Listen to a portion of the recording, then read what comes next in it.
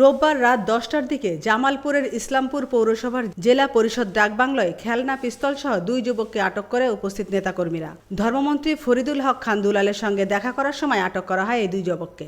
নিজে অনুভব করতে পারিনি, আমার কাছে আসছে, দেখা করছে, কথা বলছে এবং ছবি উঠেছে আমার সাথে।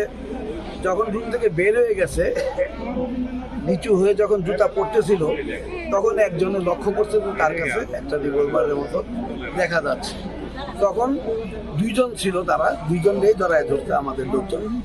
জড়ায় ধরে তারপরে থানায় খবর দিচ্ছে, থানায় এসে তাদেরকে নিয়ে গেছে। এই পদ্ধতিটা নিয়ে গেছে। আচ্ছা, আপনি তো সাদা মনের একজন মানুষ, সবার সাথেই মিশেন, নিরাপত্তার কোনো ঘাটতি আছে কিনা আপনার এই জেলায় আসার পর? নিরাপত্তার ঘাটতি আমি এটা বলবো না। কথা হলো, আমি চেষ্টা করি যে জনগণের সাথে ভালো করে মিশে নিরাপত্তার বেষ্টনীতে থাকলেও তাদেরকে আমি অনুরোধ করে সরাই দিই। আমি বিশ্বাস করি যে এরকম কোনো কিছু আমার উপরে করার কারো ইচ্ছা আছে বলে মনে করি না। আটককৃতরা হলেন তানভীর আহমেদ তপু ও নিহাল আহমেদ ললাট। তাদের দুজনের বাড়ি পার্শ্ববর্তী মেলান্দ উপজেলায় বলে জানা যায়।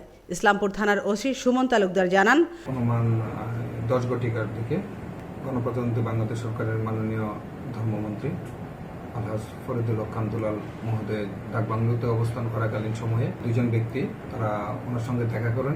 দেখা করে যখন বের হয়ে যান, তখন দরজার বাহিরে তারা নিজেদের যখন পায়ে জুতো পরতেছিলেন, তখন তাদের কোমরে একটা রিভলভার সদৃশ একটা বস্তু দেখতে পায় তারা। তখন অন্যান্য যারা সাক্ষাৎকার প্রার্থী ছিলেন তারা তাদেরকে তাৎক্ষণিকভাবে আটক করে পুলিশকে খবর দেয় এবং আমরা কাছেই ছিলাম ওইখানে। আমরা দৌড়ে গিয়ে ওদেরকে আটক করে তাদের সাথে থাকা যে রিভলভার সদৃশ দেখতে হয়েছে প্রাথমিক অবস্থায় এটি একটি গ্যাস লাইটার।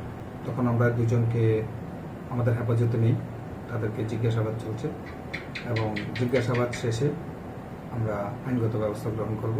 2 যুবক ধর্মমন্ত্রীর সাথে সাক্ষাৎ করে বের হয়ে জুতো পড়তে গেলে একজনের পেছনে রিভলভার সদৃশ বস্তু দেখতে পান নেতাকর্মীরা। সেই সময় তাদের গণধুলাই দিয়ে পুলিশে খবর দেওয়া হয়। পরে পুলিশ গিয়ে ওই 2 জনকে আটক করে। ওসি আরও বলেন, তদন্ত চলছে, তদন্ত শেষে তাদের বিরুদ্ধে আইনগত ব্যবস্থা নেওয়া হবে। আমেনা ইসলাম, আজকের সংবাদ।